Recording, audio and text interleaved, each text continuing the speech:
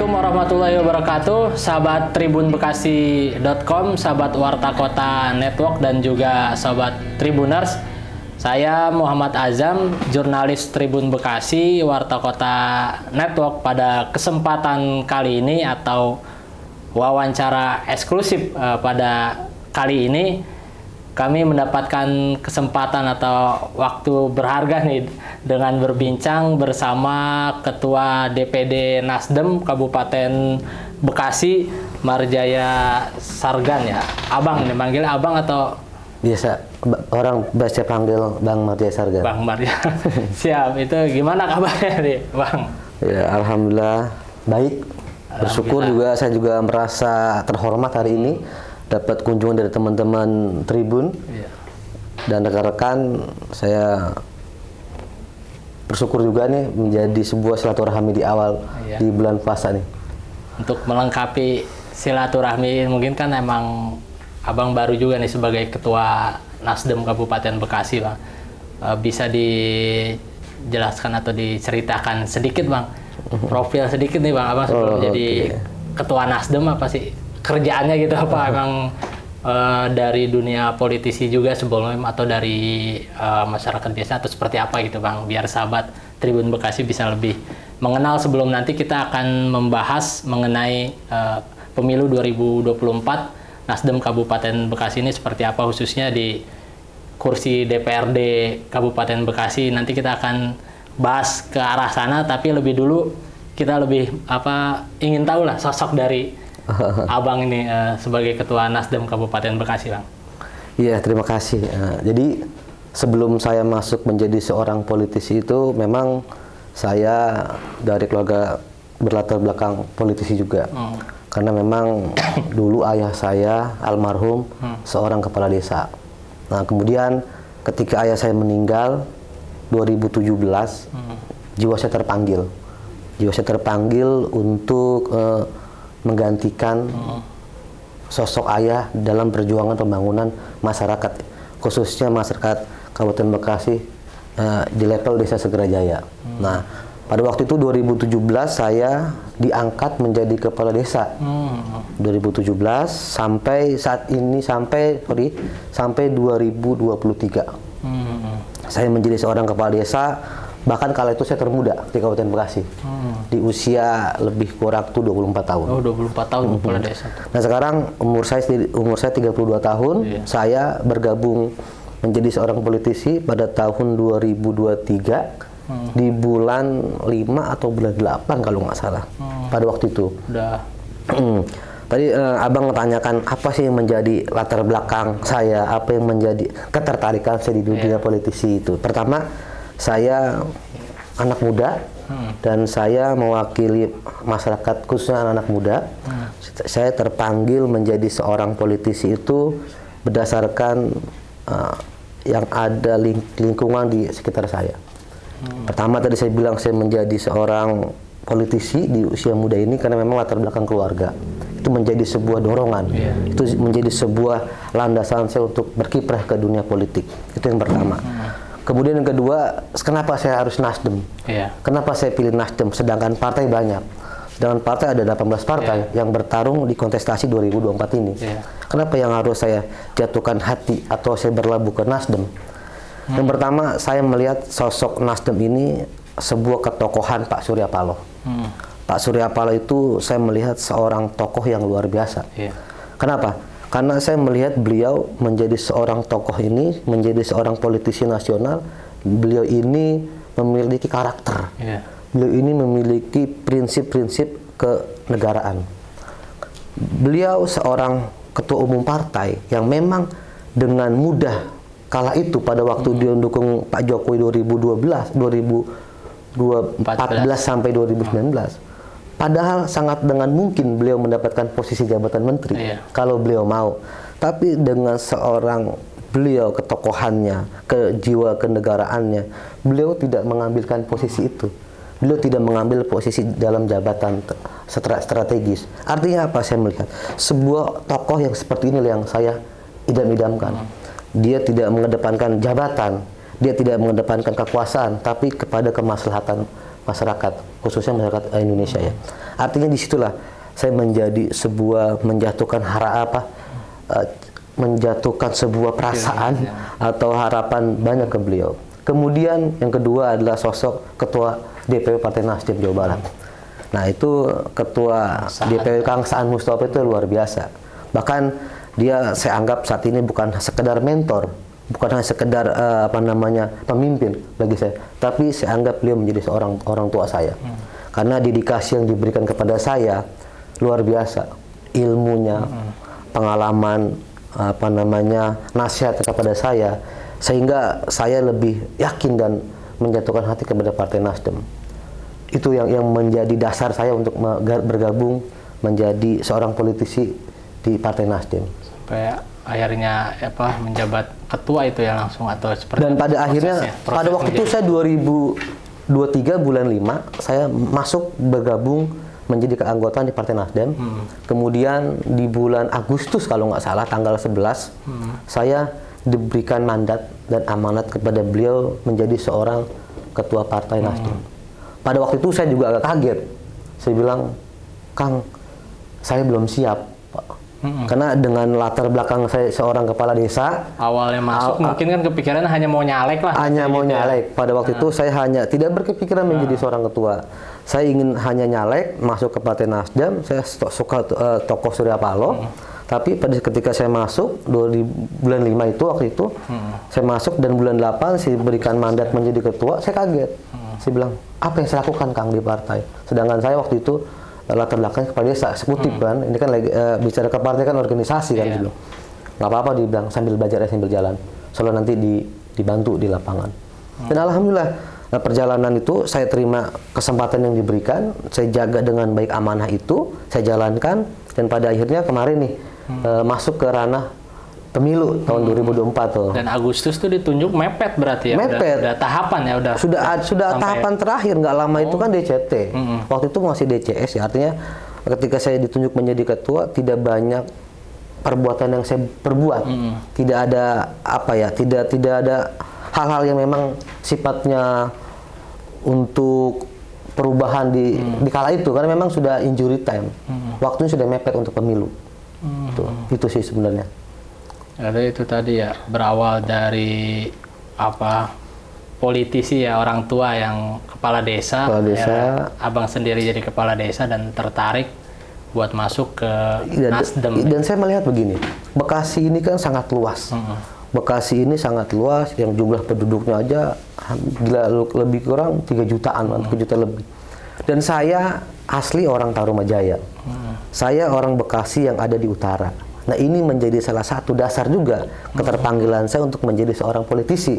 Saya melihat pembangunan yang jauh ketertinggalan di Kabupaten Bekasi, khususnya Bekasi Utara. Dan saya sebagai orang pesisir, saya sebagai tokoh muda di pesisir, ini menjadi dasar saya untuk maju untuk pileg tahun ini. Dan alhamdulillah saya terpilih. Saya ingin buktikan kepada masyarakat pesisir bahwa kita juga di Bekasi ini nggak boleh ketinggalan dengan Bekasi Selatan dan sekitarnya. Gitu. Siapa? Waktu awal jadi ketua Nasdem terbilang tadi kan disebutkan memang mepet lah waktunya karena udah pelaksanaan pun udah di akhir ya DCT. Tahapan-tahapan sudah dilaksanakan. Nah itu apa sih upaya-upaya yang ini kita udah mulai masuk nih ke soal pemilu 2024. Apa sih yang diupayakan langsung waktu awal masuk itu buat yang kita tahu kan pemilu sebelumnya hanya 1 kursi dan ketua DPD-nya saja yang dapat kursi itu ya. Nah itu apa sih waktu awal masuk jadi ketua Nasdem Kabupaten Bekasi yang langkah yang dilakukan? Ya setelah saya diberikan mandat menjadi seorang ketua, memang tadi abang sampaikan betul tidak ada perbuatan yang banyak yang saya lakukan. Cuma saya waktu itu hanya melihat dengan sisa waktu yang sedikit, saya hanya bisa mengenjot para caleg. Saya bisa mengenjot para caleg. Saya lakukan kegiatan Ghost to Dapil. Saya turun ke setiap dapil dari dapil 1, 2, 3 sampai dapil 7. Saya turun dan saya bilang ke para caleg, kalau kita ingin mendapatkan kursi, sedangkan incumbent saja ingin mempertahankan kursinya, berarti semangat kita harus jauh lebih daripada incumbent. Kan kita merebut kursi. Nah, saya bilang Ketua DPW sering sampaikan, ketika masuk ke Nasdem atau ingin mendapatkan kursi di Nasdem Kabupaten Bekasi, kita harus turun ke dalam. jangan hanya di permukaan. Artinya dengan kegiatan turun di permukaan itu tidak cukup dengan sosialisasi di lapangan atau kegiatan senam atau sapa warga, itu tidak cukup. Selain itu memang menjadi salah satu faktor untuk mendulang suara, tapi kita harus terjun ke dalam, lebih jauh menyelam. Menyelami masyarakat bagaimana, apa sih yang diinginkan masyarakat, seperti apa sih sosok atau tokoh yang diinginkan pemimpin di masyarakat. Jadi harus tahu itu kita ke dalam. Kalau hanya turunnya di permukaan, saya rasa ya berat. Jadi cuma datang sosialisasi, belum ngomong pulang gitu. Ya, itu agak berat. Harus jauh ke dalam, harus menyelam. Itu sering ketua DPU sering sampaikan ke saya. Di Bekasi itu memang ada PR. Jadi kalau saya melihat di Nasdem Jawa Barat ya Bekasi itu agak PR. Bekasi Kota maupun Kabupaten Bekasi itu Nasdem itu agak PR. Mungkin ya dengan pengalaman yang ada, insya Allah ke depan saya akan bisa memperbaiki. Kalau tadi waktunya sangat singkat, mepet, tidak ada banyak perbuatan yang saya perbuat, hanya menyampaikan bahwa kita harus turun ke masyarakat, sapa warga, senam dan sebagainya. Itu tidak cukup, tapi harus lebih dalam menyelam untuk memahami masyarakat. Atau diperkuat dari calegnya ya, apa strategi awal ya buat ketika jadi ketua Nasdem tuh ya. Oh gitu. Untuk ke depan ketika kesempatan yang ada saat ini, saya ingin pertama itu memperbaiki struktur ya. Itu kunci daripada keberhasilan sebuah organisasi, apalagi di partai ya. Struktur itu sangat kuat. Struktur itu memang menjadi salah satu faktor untuk memperkuat barisan atau jaringan di level sampai level ke masyarakat. Struktur terutama memang ke depan langkah-langkah saya ingin memperbaiki struktur. Struktur saya ingin perbaiki dari tingkat DPD, DPC sampai DPRT akan kita evaluasi, akan kita tingkatkan kinerjanya bagaimana untuk bisa menjadi partai yang benar-benar kokoh di tengah saat ini partai-partai politik baru yang pada bermunculan. Tapi terbilang pileg kemarin itu kan dari 1 kursi jadi 3 kursi ya, walaupun itu tadi disebutkan dengan waktu yang mepet, dengan upaya ya itu tadi baru hanya itulah gitu kan, hanya apa penggejotan di calegnya lah ya buat lebih maksimal, tapi kan dapat 3 kursi. Nah itu apa aja sih upaya di luar itu selain dari sisi caleg gitu, atau sosialisasi di caleg-calegnya itu? Ya, alhamdulillah ya, yang tadi kita di 2019 itu 1 kursi, saat ini kita menjadi 3 kursi ya. Kita bersyukur juga pada Tuhan Yang Maha Kuasa, Allah Subhanahu wa taala, dan saya juga ucapkan terima kasih kepada masyarakat Kabupaten Bekasi yang sudah memberikan kepercayaan amanah kepada Partai Nasdem. Alhamdulillah di tahun 2024 ini Nasdem mendapatkan 3 kursi. Upaya-upaya yang saya lakukan pada waktu itu saya bilang tersampaikan. Pertama, penguatan di caleg ya. Caleg itu benar-benar harus benar-benar kuat, dalam arti kata benar-benar siap bertarung, siap bersaing di tengah-tengah masyarakat. Itu yang pertama. Yang kedua, struktur. Penguatan struktur itu menjadi kunci. Struktur itu harus bisa merambah ke bawah atau menjaring kepada masyarakat, sehingga caleg-caleg kita ini bisa diperkenalkan, bisa diajak kepada struktur, ke masyarakat, kepada semua tokoh yang ada di lapangan. Itu sih. Itu di dapil mana aja tiga? Kita mendapatkan kursi ini di 3 dapil ya. Di dapil 2 itu kemudian Kakak Budi, dapil 4 Kakak Mustaqim, dan dapil 5 saya sendiri, ketua DPD-nya. Dapil 5 itu dapil neraka kalau orang bilang tuh. Alhamdulillah saya bisa lolos. Tiap kampanye itu biasanya apa sih yang disampaikan ke masyarakat gitu kan, dari para caleg Nasdem sendiri gitu ketika sosialisasi di masyarakat, pesan atau hal yang disampaikan biasanya apa sih yang bahkan wejanganlah dari ketua Nasdem Kabupaten Bekasi sendiri kepada caleg-caleg yang sosialisasi di masyarakat itu apa gitu?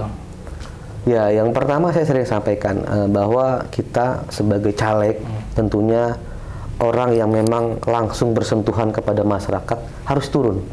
Harus turun ke masyarakat, harus mengenalkan diri. Jangan sampai masyarakat tidak kenal dengan calegnya, masyarakat tidak kenal dengan pemimpinnya. Kalau sudah tidak saling kenal, bagaimana mau bisa memilih? Nah, saya bilang kepada caleg-caleg harus turun ke masyarakat, harus terjun kepada masyarakat, sehingga masyarakat bisa kenal dan saling mengenal. Nah, sehingga ketika masyarakat kenal dulu nih terutama. Kalau program dan sebagainya itu belakangan. Percuma kalau kita sampaikan program dan sebagainya, calegnya mana? Iya. Mana dari partai apa? Kan gitu. Pertama, calegnya harus dikenal dengan masyarakat. Kedua juga masyarakat juga harus mengenal juga dengan calegnya, sehingga visi misi program-program itu dapat disampaikan dengan baik, dengan bisa diterima oleh masyarakat. Yang terutama masyarakat itu dan harus bisa menyampaikan apa yang menjadi keluhan, apa yang menjadi harapan dia kepada calon pemimpin tentunya. Dan pemimpin pun harus bisa mendengar apa yang menjadi harapan, apa yang menjadi keinginan masyarakat. Sehingga kita bisa tahu apa yang menjadi permasalahan dan apa yang menjadi kebutuhan di tengah-tengah masyarakat. Jadi kalau untuk di 3 dewan ini yang lolos ya, yang terpilih, apa sih nanti yang ingin diwarnai, yang ingin dibawa bagi para anggota dewan dari Partai Nasdem Kabupaten Bekasi untuk warga Kabupaten Bekasi? Nah, tentu jelas ya, artinya dengan 3 kursi ini yang kita miliki saat ini, tentu kita ingin mewarnai Kabupaten Bekasi ya. Artinya kita ingin memberikan sebuah harapan baru kepada masyarakat bahwa Nasdem tengah hadir di tengah-tengah masyarakat meskipun hanya 3 kursi. Tapi dengan demikian ini menjadi salah satu awal ya untuk kita bisa menyampaikan ataupun bisa menyentuh hati masyarakat bagaimana ke depannya Kabupaten Bekasi ini. Artinya kita memiliki program-program yang memang nanti kalau kita bicara program nih, kita belum pembagian komisi atau fraksi nih. Nantilah kita akan diskusikan berkaitan apa yang ingin disampaikan kepada masyarakat. Bang, terakhir evaluasi yang nanti di pemilu 2024 untuk nanti pemilu berikutnya, apakah ada target peningkatan tidak di pemilu berikutnya? Terlebih itu tadi kan upaya-upaya agar jangan menjadi kayak caleg 5 tahunan yang hadir cuma pas kampanye doang 5 tahunan. Itu kan salah satu upaya juga mungkin ya buat tetap mempertahankan bahkan meningkatkan nanti kursi di pemilu berikutnya ya. Itu gimana? Itu ada target dan evaluasi yang bakal dilakukan gitu nanti buat pemilu berikutnya dari Nasdem Bekasi? Ya, tentu jelas ya, kita sudah punya agenda ke depan untuk 2029 nanti. Kita punya harapan dan punya keinginan cita-cita bahwa Nasdem di Bekasi harus memiliki minimal di 8 kursi di 2029 nanti. Artinya langkah pertama kita akan perbaiki struktur. Struktur menjadi salah satu kunci dasar untuk bagaimana partai bisa kuat dan bisa diterima di tengah-tengah masyarakat. Nah, kedua, penempatan caleg ya. Tentunya para caleg ini memang harus benar-benar selektif kita untuk menempatkan. Artinya di setiap dapil paling tidak kita memiliki 4 bertarung untuk mendapatkan mendulang suara di minimal 1 kursi. Kalau ingin kita mendapatkan 2 kursi, minimal di 6 bertarung yang akan kita terapkan di setiap dapilnya, sehingga kita mendapatkan 2 kursi. Tentu itu ya, terutama itu caleg. Caleg itu memang harus benar-benar selektif menunjuk caleg. Jangan sampai ini hanya 5 tahunan dan calegnya caleg figuran kan begitu. Maksud yang jadi-jadi ini harus tetap terus merawat lah bahasanya. Harus merawat konstituennya, harus menjaga konstituennya sehingga ke depan akan lebih mudah melangkahnya. Bang, terakhir sebelum penutup, harapan Abang nih sebagai Ketua Nasdem Kabupaten Bekasi, mungkin bagi capaian itulah gitu kan, yang 3 kursi itu termasuk harapan dan kepada masyarakat Kabupaten Bekasi dengan hadir atau tambahnya nih wakil rakyat 2 lah, jadi nambah 2 kan dari 1 ke 3 di Kabupaten Bekasi. Seperti apa Bang bisa disampaikan misal buat masyarakat gitu?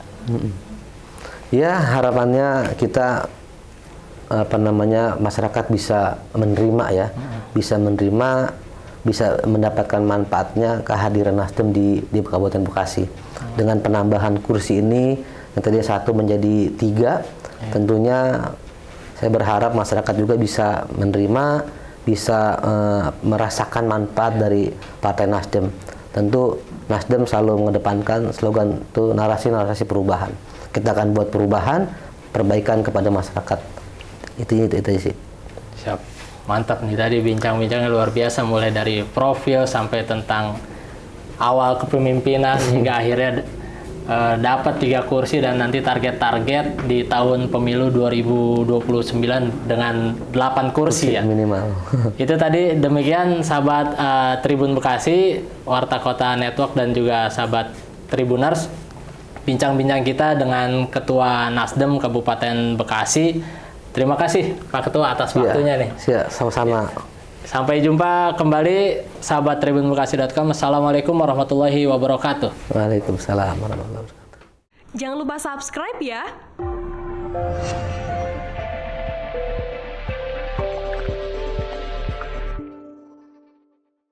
Jangan lupa subscribe ya.